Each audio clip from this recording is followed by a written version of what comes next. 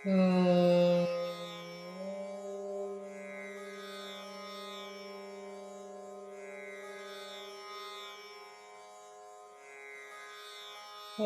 श्री गणेशाय नमः।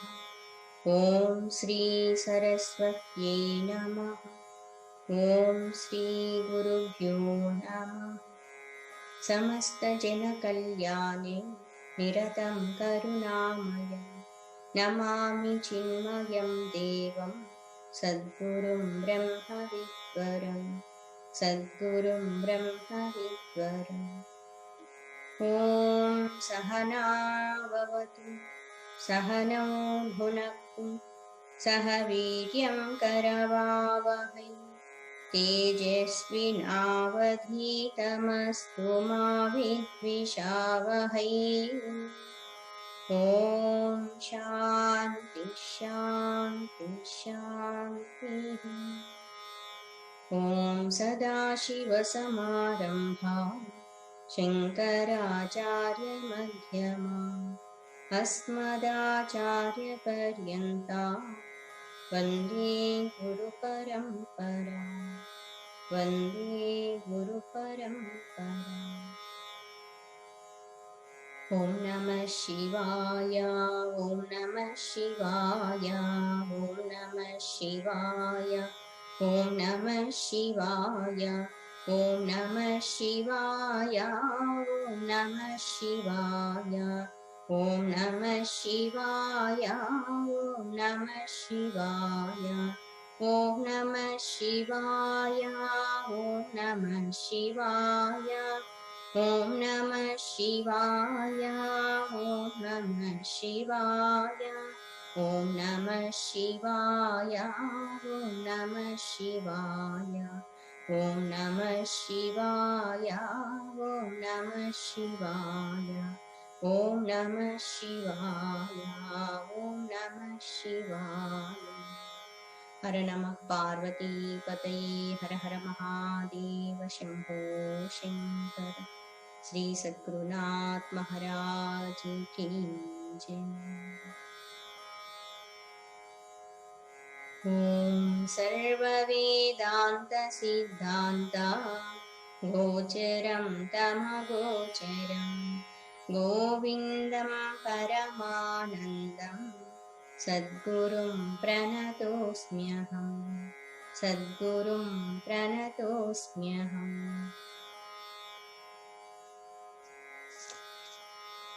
In sloka number 61 it is said, अज्ञान सर्पदष्टस्य ब्रह्मज्ञान औषधं विना किमु वेदैश्च शास्त्रैश्च किमु मन्त्रैः किम औषधैः। The person, one who has bitten by the serpent, which is not there at all, what kind of remedy will be there for him to remove his sorrow? Any kind of medicine, any kind of mantra will not work. Only thing is, he has to know there is no snake at all. In the same way, Ajnana Sarpadastasya, one who has bitten by, stung by the ignorance, the serpent of ignorance, only Brahmajnana Aushadam will work for him. The medicine of Brahmajnana will remove his sorrow. Kimu Vedaischa Shastraischa Kimu Mantraihi Kim Aushadaihim. What is the use of any other kinds of mantras or Vedas or any other kinds of works, any other kinds of medicines, etc. So, the point here is, ignorance can be removed only by the self-knowledge. Next sloka. Na gacchati vinapanam vyadihi aushadha shabdataha. Yesterday we have seen this sloka also. Na gacchati vinapanam.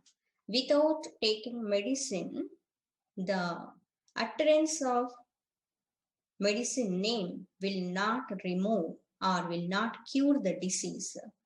In the same way, vina aparoksha anubhavam brahma shabdaihi na muchyate. Just by uttering the Brahman word, I am Brahman, will not give liberation. Moksha is possible only by aparoksha anubhavam. Aparoksha anubhavam, direct experience of one's own self. Next sloka, just we read this 63 sloka number. Once repeat after me. Okay. Akrutva drushya vilayam.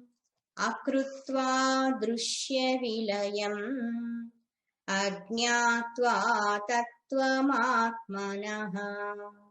Ajñātvā tattvamātmanaha. Brahma shabdaih kuto muktihi. Brahma shabdaih kuto muktihi. Mukti matra phalaindruna. Mukti matra phalaindruna. Akrutva, without having done, without having not caused akrutva, drushya vilayam. Drushya means that which is seen. Drushya. Druk means one who is seeing that, seer. Drushyam, that which is seen. Vilayam means dissolution. Akrutva, having not caused or having not done, drushya vilayam, the dissolution of the seen. Here seen means, drushya means the perception of world of perceptions. So drushya vilayam means the dissolution of the world of perceptions. Whatever seen by our eyes, whatever heard by our ears, means whatever is perceived by all our senses. Drushya means whatever is experienced by our sense organs, mind and intellect. Whatever is felt by our mind, whatever is grasped and understood by our intellect. All these things also comes under drushya only. Gross and subtle level. We will see in detail. So drushya vilayam means the dissolution of world of perceptions. Akrutva, without doing that. Ajñātvā tattvam atmanaha. Jnatva means having known. Ajñātvā, when a letter is added to that, the word meaning will be changed. Opposite. Satyam, asatyam, dharmam, adharmam. Here, jnatva, ajñātvā. Ajñātvā, not having known, not having understood, not having realized what? Tattvam atmanaha, not having realized the real nature of the self.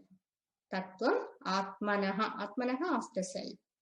Tattva means the nature, the essential nature.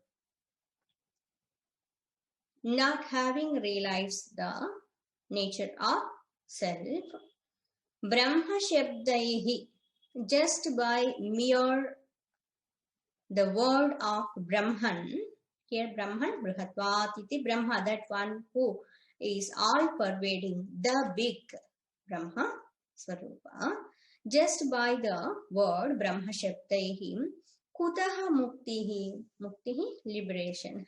Kutaha Muktihi, how that liberation is possible just by uttering the word Brahman. Means it's not possible. Kutaha Muktihi Brahma Shabdaihi.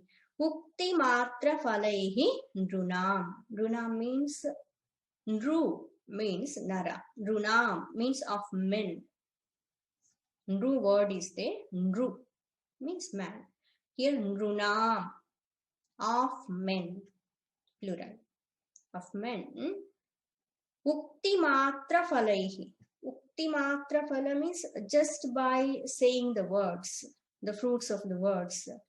The fruits of only words will not give liberation. Just by uttering mere the word Brahman will not give liberation. So what should be done? It is said in opposite way, akrutva, ajnatva, akrutva drishya vilayam, ajnatva tattvamatmanaha, without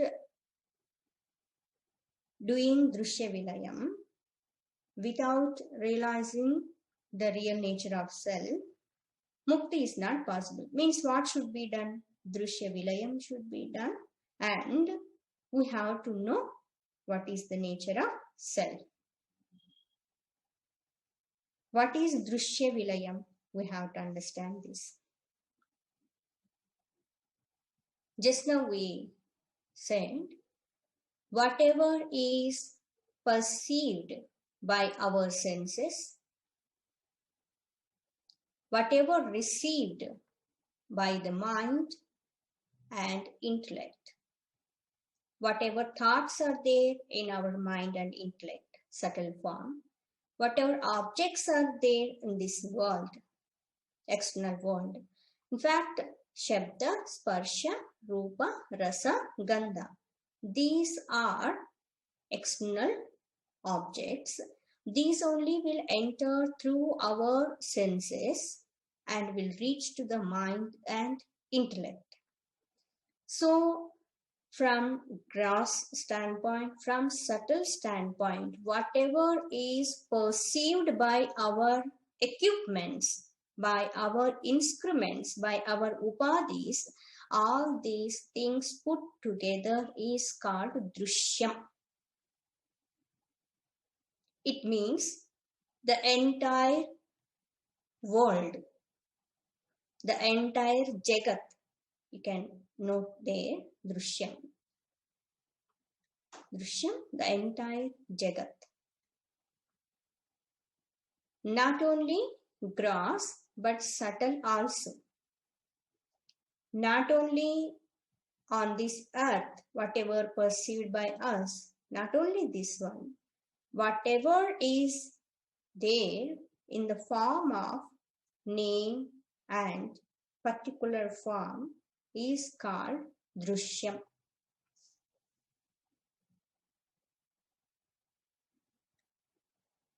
Objects, emotions, and thoughts. Whatever perceived by our senses, mind, and intellect.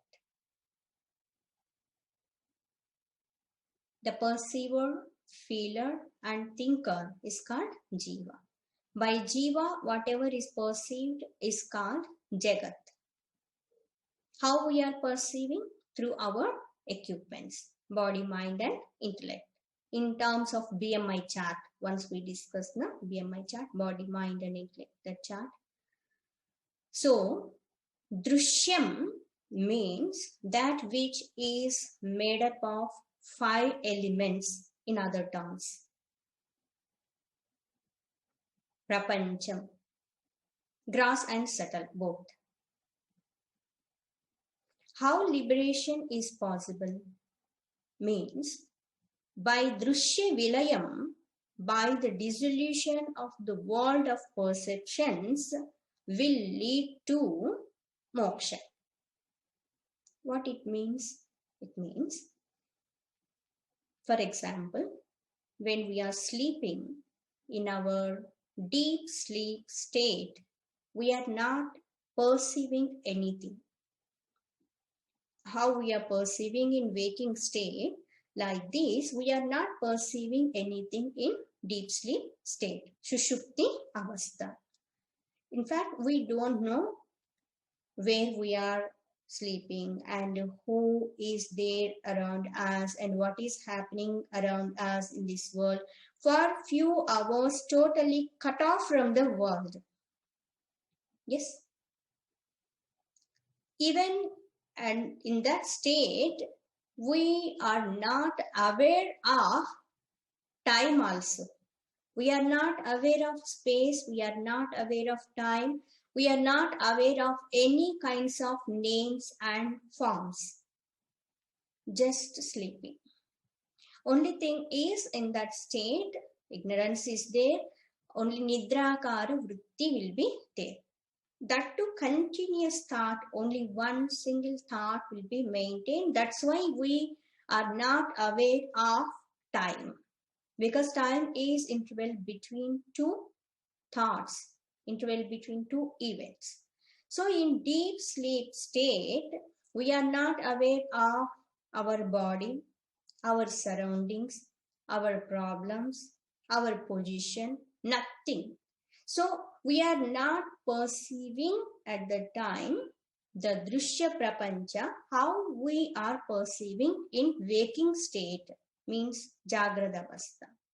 So all our sense organs are not receiving or perceiving sense objects. Indriyas are not perceiving indriyarthas, indriya vishayas. So for time being, we can say, in that deep sleep state, temporarily that drishya is not seen. So we can say that is drishya vilaya. But this kind of drishya vilaya is not permanent and it's not under our control at all. We don't know when exactly we will sleep and how long. We may be saying this per day, these hours, these many hours we are sleeping, but in fact, exactly we don't know. To understand what is the drishya vilaya, we are taking this example. In deep sleep state, how we are not perceiving the world in the same way, when we are in waking state, when we are using even our senses, at that time, when we are alert, at that time, if we will withdraw our senses, mind and intellect from the external world, external objects, and when we will reach the state, in waking state only, when we reach the state where there is no name and form at all, that is called drishya vilayam. I hope you are understanding. Is it difficult? In ignorant state, what will happen? When the person is not at all doing any sadhana, just living in this world, for him, this world is real and whatever is there in front of his eyes, just he will be seeing, and whatever are available for him to perceive, just perceiving all of them and reacting also, responding also. But when it comes to sadhana, for the spiritual seeker, he has to withdraw his senses, mind, intellect from the external kind of things. Because this drishya, whatever is there, drishyam, the entire world, that which is made up of 5 elements, that which is full of pairs of opposites, Shita, Ushna, Sukha, Dukkha, Mana, Avamana, etc., etc., etc., etc., full of pairs of opposites, dvandvas, and that which is full of names and forms. This drishya prapancha, whatever is there for ignorant person as real, for spiritual seeker, that is not real. From one standpoint, that is mithya.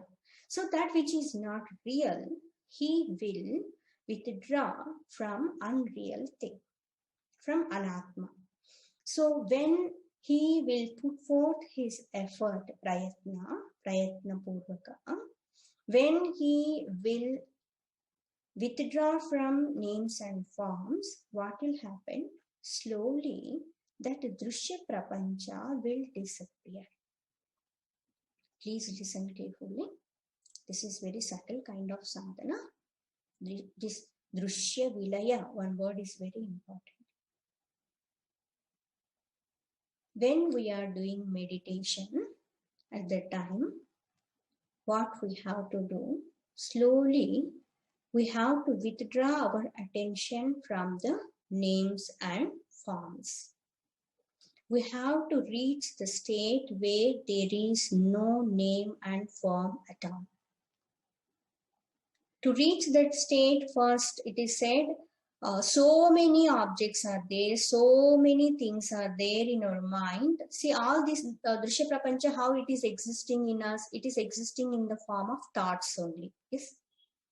People, objects, situations, problem, anything, they are existing in the form of thoughts. Right? So, we have to work on thought level.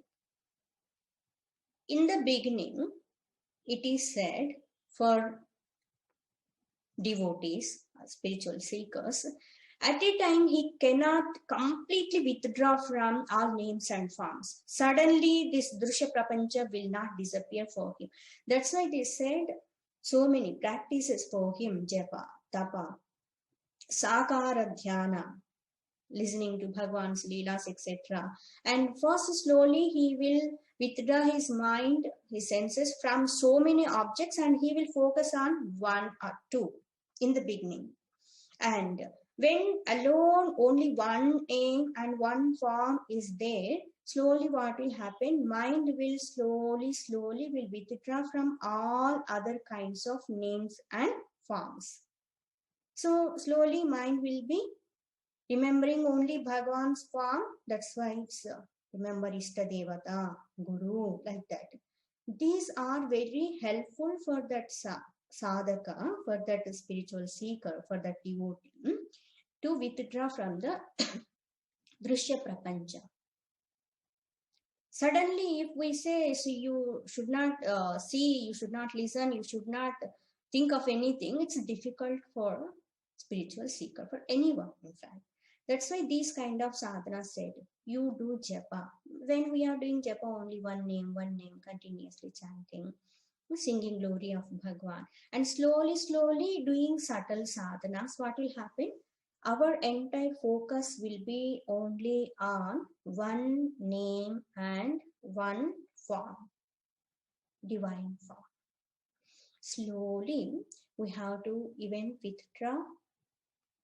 We have to dissolve, even not withdrawing here, dissolving slowly, dissolving even that name and form also. Because that is also Drushya only, no? Whatever is their name and form, that is Drushya. So when completely that Drushya is not appearing at all, the complete dissolution of that Drushya means no name, no form. It doesn't mean that is one kind of shunya, one kind of void kind of thing or darkness. Not like that. Please don't think like that. Don't know. We would have discussed these things a little bit later, but that word came so explaining in detail. Please try to understand. This is very subtle kind of sadhana. Akrutva Drushya Vilayam, without doing Drushya Vilayam, without dissolving the Drushya, the person cannot get moksha just by I am Brahman, I am Brahman. To reach that state, this is the process. So we have to do our sadhana, our meditation. Slowly, first we have to withdraw from external objects. First we have to control our senses. Then slowly we have to dissolve all names and forms by focusing on one name and one form. Bhagwan, Guru, like that. Then only and only one name and one form. And slowly what we have to do, we have to see the substratum of that Drushya. Substratum of that Drushya, there is no name, no form. This is called Drushya Vilaya.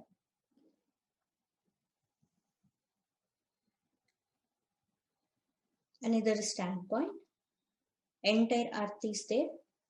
Earth will get dissolved into the water. The entire water get dissolved into the fire. The entire fire will get dissolved into the air, Vayu. The entire Vayu will get dissolved into the space, Akasha. And entire space will get dissolved into Mahatattva, Ahankara is there, then Trigunatmika, Maya, Swarupa is there, and all these things also, even subtle form also, everything will get dissolved into, disappear completely. Brahma Tattva. That is called Tattvam Atmanaha. Here Ajnatva given means we have to know. Without knowing self, without knowing the nature of self, just by uttering Brahman, Brahman, Kutaha Muktihi, how liberation is possible.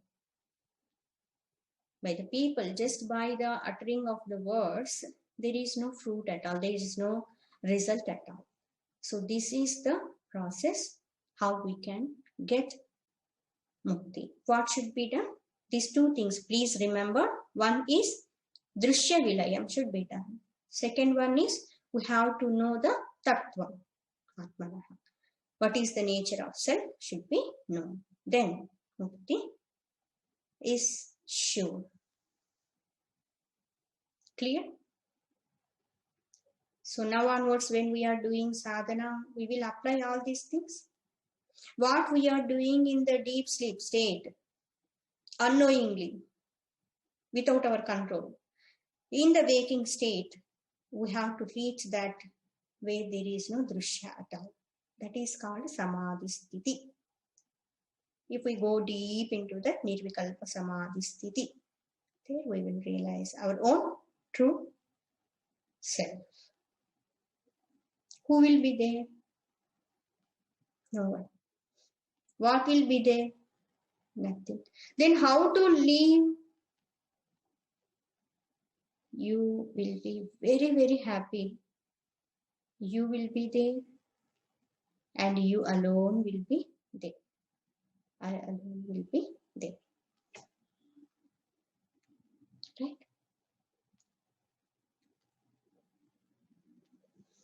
Next sloka. Akrutva shetru samharam. Akrutva shetru samharam. Agatva khila bhusriyam. Agatva khila bhusriyam. Rajahamiti shabdano. Rajahamiti shabdano. Raja bhavitumarhati. Raja bhavitumarhati. Akrutva shetru samharam. Without having accomplished, without having done elimination of the enemies. Shetru samharam. Without eliminating enemies. Agatva khila bhusriyam. Bhusriyam is a prosperous land. Agatva khila bhusriyam means having not brought Agatva, having not brought what? Akhila bhusriyam, all the wealth of the country. Without gaining all the wealth of the country means without getting everything under into his sway, under his control of that kingdom. Raja ahamiti shabda, aham raja, aham, I am Raja, I am emperor, I am king. Shabdat, by mere words, by mere declaration is saying I am the king, without killing, without eliminating the enemies, without having control over entire that kingdom, dominion. Raja aham iti shabdat, no. No means na plus u. Na plus u will become no in Sanskrit. That no only became in English no, na? No, not. Na plus u. In fact, not. Raja bhavitum arhatim. Raja bhavitum, to become Raja, to become king, na arhati. He doesn't deserve. He cannot say himself as king unless he will get his kingdom. It means once one king was there, once upon a time, unfortunately he lost his kingdom. His enemies came and invaded, and in that battle, his enemies conquered that kingdom. So this Raja became helpless. What should be done by him? He has to gather again the strength, and he has to conquer his enemies. He has to eliminate his enemies, and he has to get back his kingdom. And he should have control over that kingdom completely. He should get that prosperous kingdom. Then only he can call himself, he can declare himself as king. No kingdom at all, but is go on saying, I am the king, I am the king. So where is the kingdom? Once upon a time I had that. Now it means you are not the king now. It's like that some places, few people, those who belongs to such kind of great lineage of the kings. Nowadays, though, we are seeing our way of what you call ruling is quite different comparing in earlier days. So in olden days, there were kings, and afterwards Jamindas, etc. But nowadays, completely changed.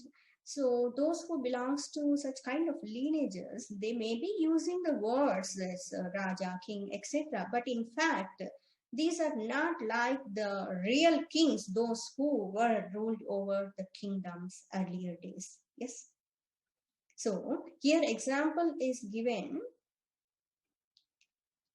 to understand, unless we eliminate our inner enemies. Please see the inner meaning of this sloka. This sloka just appearing as one king was there, and he has to eliminate all his enemies, and he has to get back his kingdom. Then only he can declare himself as king. So what is the inner meaning here is to conquer our Swasamrajya, Atma Samrajya here. Ours one's own dominion, ours one's own kingdom.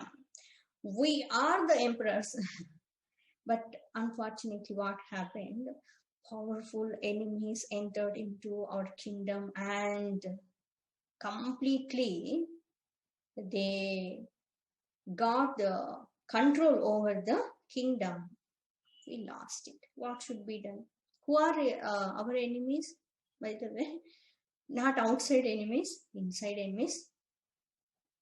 Kama, Krodha, Lobha, Moha, Mada, Matsari, Arishad, Varga, it is said. That word also used. Ari means Shetru, enemy. Arishad Varga means the group of 6 enemies. Not only 6, only these are the few names given, but these relatives are so many of them are there. So, these inner enemies completely destroyed our peace.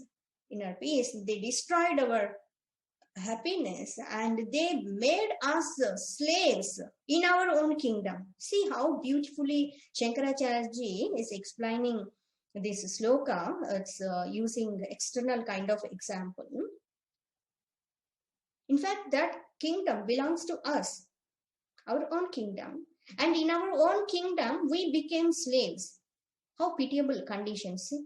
We should be like that only. No, no. We don't have courage to conquer our enemies. Because here example given like that, enemies and king, that's why we are discussing like that. We should not be like this, helpless people like that. No, get up, gather the strength. You're the king, you're the king. This kingdom belongs to you. You have to rule over your own kingdom. Who are others to come and make you slave? Get up, arise, awake, and stop not till the goal is reached. Eliminate all enemies. Don't leave even single enemy, because Shatru Shesha should not be there.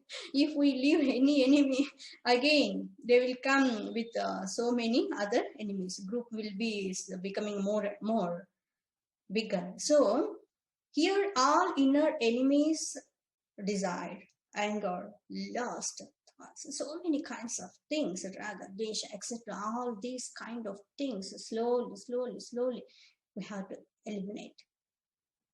Then, not only that, Gatva Akhilam Bhustriyam, here it is said, without having not brought that prosperous kingdom under our sway, how can we declare ourselves as king? So, what we lost, we have to gain it. Our own kingdom, that which is full of prosperity. Wherever we see is prosperity and happiness and peace, whatnot. So we have to get back our own kingdom. Then we can declare ourselves as emperors. I'm the emperor of my own kingdom. What is the kingdom? Swarajyam. Remember this word? Swarajyam. One's own self. This is real kingdom. Kaupinavantaha khalu bhagyavantaha. The person, one who conquered this kind of kingdom, he is a real emperor. He is, in fact, fortunate. Shall we do it? Yes? Yes or no? You want to be as king or you want to be a slave? We should be as slaves to our sense organs, mind, intellect, etc. We should be slave to this world. How long? No. We are the kings. We have to get back. Right? How? Asanga shastrena drudhena chitva. By Atma Vidya, by Vairagya, by Asanga Tattva. We will get it. Who can stop us? We are the seekers of truth. Bhagavan's grace, Guru Parampara's grace, Sruti Mata grace. With us, we will conquer. We will revel in our own kingdom of self. Forever. Once we conquer it, afterwards no one can come and disturb us. No one can come and touch us. No enemy can even dare not to look at towards us. Dare not come near to our kingdom. Shall we? So if we want to call ourselves as kings, we have to do this. In fact, outside getting any kingdom is easier. Comparing with this kind of thing, to eliminate one enemy, how much sadhana should be done? One negative thought, go on. To give up one habit, to give up one negative kind of thing is how much sadhana is required, how much strength is required. But should be done. Next sloka. It will take time, so tomorrow we will discuss. Just we will read it. This is also wonderful kind of sloka. It's Puja Adi Shankaracharya ji is using nice metaphor in this sloka to communicate how we have to attain moksha.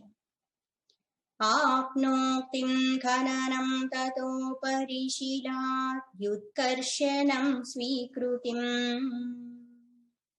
Apnoktim khananam tato parishilat yutkarshanam svikrutim. Nikshepa samapekshate nahi bahi shabdaistu nirgacchati. निक्षेपः समपेक्षते न हि बहिः शब्दैस्तु निर्गच्छति तद्वद्ब्रह्मविदोपदेशमननध्यानादिभिर्लभ्यते तद्वद्ब्रह्मविदोपदेशमननध्यानादिभिर्लभ्यते मायाकार्यतिरोहितं स्वममलं तत्त्वं न दुर्युक्तिभिः मायाकार्यतिरोहितं स्वममलं तत्त्वं न दुर्युक्तिभिः. Tomorrow we will see what is the meaning of this sloka. So today what we have discussed, important points. To realize the self, one's own self-effort is required. No one can else help us to realize our own self. And so many examples we have seen. And in sloka number 63, just now we discussed Drushya Vilayam. Without doing Drushya Vilayam, without knowing the nature of the self, just by uttering the word Brahman, we cannot attain moksha. And without eliminating the enemies, without getting back the prosperous kingdom, a person cannot declare himself as king. Just by uttering Raja Raja word, he will not be considered as real king. The same way, without conquering our inner enemies, without gaining our Swarajya, our one's own self, realization is not possible. Mukti is possible only by self-experience. Sloka number 61, tomorrow we will see.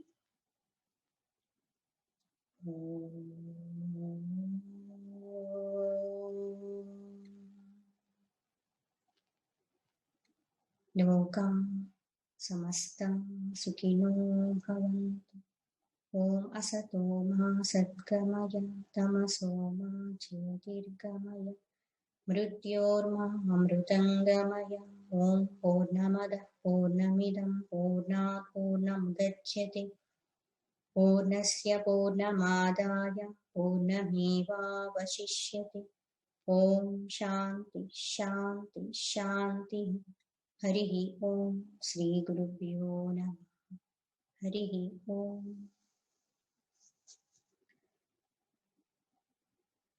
సంపూర్ణంగా ఇంగ్లీష్లో చెప్పుకున్నదంతా as it is గా అంటే కొంచెం కష్టం కావచ్చు. సంక్షిప్తంగా చెప్పుకున్నాం, క్లుప్తంగా తెలుగు. వ్యాధిగ్రస్తుడైనటువంటి వ్యక్తి ఔషధం పేరు చెప్పడం వల్ల మాత్రమే వ్యాధి నయం కాదు.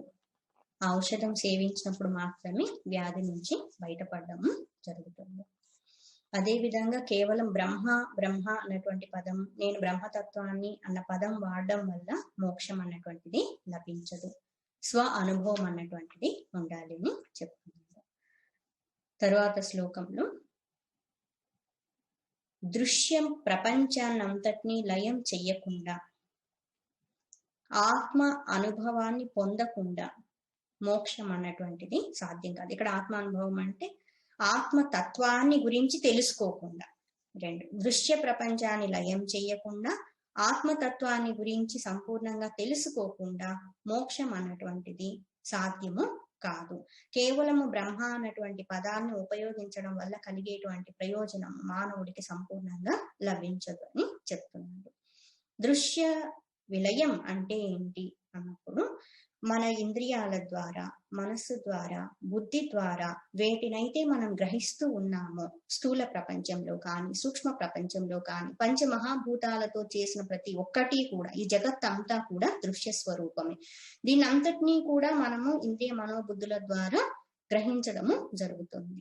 ఇక్కడ ఏం చెప్తున్నారంటే, సాధకుడిగా ఉన్నటువంటి వ్యక్తి బాహ్యమైనటువంటి విషయాల నుండి ముందుగా ఇంద్రియాలని వెనక్కి మరల్చాల్సి ఉంటుంది. ఈ దృశ్య ప్రపంచం అంతా కూడా నామరూపాత్మకమైనటువంటిది కాబట్టి ప్రారంభ దశల్లో సాధకుడు, భక్తుడిగా ఉన్నటువంటి వ్యక్తి కేవలం భగవంతుని నామము, భగవంతుని రూపం మీద మనస్సుని లగ్నం చేస్తూ మిగతా విషయాలన్నీ కూడా మిగతా దృశ్యానంతటినీ కూడా పక్కకి తొలగించడము జరుగుతుంది. తరువాత ఏంటి అంటే బాగా సాధన చేస్తూ చేస్తూ మనసు ఏకాగ్రమైనప్పుడు ఏ విధమైనటువంటి దృశ్యము లేనటువంటి స్థితి, ఏ నామము, ఏ రూపము, ఏ ఆలోచన లేనటువంటి స్థితిని పొందటము జరుగుతుంది. మనం నిద్రావస్థలో ఉన్నప్పుడు మనకి తెలియకుండానే దృశ్యం అన్నటువంటిది లయం అయిపోవడము జరుగుతుంది. మనం ఎక్కడున్నాం, ఏం చేస్తున్నాం, మన చుట్టూ ఎవరున్నారు, ఏం జరుగుతుంది, ఎంత సమయం అయింది, ఏవి కూడా తెలియటం లేదు. జాగ్రత్త అవస్థలో అంటే మెలకువగా ఉన్నప్పుడు ఈ స్థితిని పొందినట్లయితే, ఏ స్థితి అంటే మెలకువగా ఉన్నప్పుడు ఏ విధమైన దృశ్యము లేనటువంటి స్థితిని పొందినట్లయితే మోక్షం అన్నటువంటిది పొందవచ్చు. అది ఒక శూన్యము లాంటిది కాదు, ఎరుక అన్నటువంటిది ఉంటుంది. మెలకుగానే ఉంటాము కానీ దృశ్య ప్రపంచం ఉండదు. ధ్యాన స్థితిలో ఉన్నప్పుడు, నిర్వికల్ప సమాధి స్థితిని పొందినప్పుడు ఈ దృశ్యం అన్నటువంటిది లయమైపోతూ రావడం జరుగుతుంది. పూర్తిగా దృశ్యము లేనటువంటి స్థితి అక్కడ మరి ఏంటి అంటే అది కూడా శూన్యంలో కలిసిపోయి అలా ఉండడం కాకుండా ఆత్మతత్వాన్ని తెలుసుకోవటం, నేను ఫలానా అన్నటువంటిది అనుభవంలోనికి రావటం. దీనివల్ల మోక్షం సాధ్యమవుతుంది. కానీ ఇలా చెయ్యకుండా కేవలము బ్రహ్మము అన్నటువంటి పదాన్ని, నేను బ్రహ్మస్వరూపాన్ని అంటూ ఉండటం వల్ల మానవులకి మోక్షం అన్నటువంటిది లభించదు. ఏ విధమైన ప్రయోజనము ఆ పదాలు కేవలం పలకడం వల్ల ఉంటుందని చెప్తున్నారు. ఈ దృశ్య విలయం అన్నప్పుడు ఇంకొకటి వచ్చేసి మనము ఏ విధంగా అంత లయం అయిపోతుంది అన్నటువంటిది పంచమహాభూతాలతో చెప్పుకున్నాం. ఆకాశం ఏ విధంగా చివరి వరకు ఆకాశం వరకు ఇవన్నీ కూడా భూమి నీటిలోను, నీరు అగ్నిలోను, అగ్ని వాయువులోను, వాయువు ఆకాశంలోను లీనమైపోతూ చివరికి త్రిగుణాత్మిక స్వరూపముల ప్రకృతి స్వరూపంగా అంత లయమైపోయి దాని తర్వాత దశ ఇంకా దృశ్యమే లేనటువంటి స్థితి, త్రిగుణాలకి అతీతమైనటువంటి స్థితి బ్రాహ్మణ స్థితి. దృశ్య విలయం అయినప్పుడే ఆత్మ తత్వం అన్నటువంటిది ఎరుకలోనికి రావడం జరుగుతుంది. మనకి ఏ విధంగా ఒక్క ఆలోచన ఉన్నా, ఆలోచన అంటే నామరూపాలతో కూడిందే కదా, ఒక్క ఆలోచన ఉన్నా నిద్ర రాదు కదా మనకి, అది నిద్ర అవస్థ అని చెప్పలేము. మనం పూర్తిగా దృశ్యం లేకుండా పోయినప్పుడే నిద్రలోకి వెళ్ళినట్లుగా చెప్పగలుగుతున్నాం.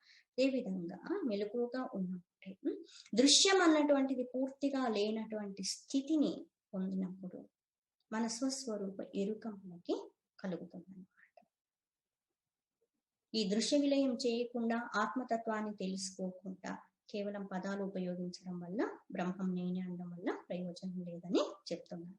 తరువాత శ్లోకంలో శంకరాచార్యుల వారు శత్రు సంహారము చెయ్యకుండా సమృద్ధితో కూడినటువంటి రాజ్యాన్ని, సంపదలతో కూడినటువంటి రాజ్యాన్ని తిరిగి పొందకుండా కేవలం నేను రాజును అని చెప్పుకున్నంత మాత్రాన అతడు రాజు అవ్వటానికి అర్హుడు కాదు. అదేవిధంగా మన అంతఃశత్రువులు కామక్రోధాదుల్ని జయించకుండా, అంతఃశత్రువుల్ని పూర్తిగా తొలగించుకోకుండా, మన ఆత్మ సామ్రాజ్యాన్ని మనము పొందకుండా, శాంతి ఆనందములతో నిండి ఉన్నటువంటి స్వరాజ్యాన్ని పొందకుండా నేను ముక్తి మోక్షం పొందినాను అని అనడానికి అవకాశము లేదు. కాబట్టి మనందరం సాధకులము మనలో ఉన్నటువంటి అంతఃశత్రువులను సాధనతో, భగవంతుని గురువుల ఆశీర్వాదంతో జయించి స్వసామ్రాజ్యాన్ని పొందాలి. అప్పుడు మనందరం కూడా నిజమైనటువంటి రారాజులం, శాశ్వతమైనటువంటి మన సామ్రాజ్యంలో ఆనందంగా ఉండేటువంటి చక్రవర్తులం అవుదామా మరి?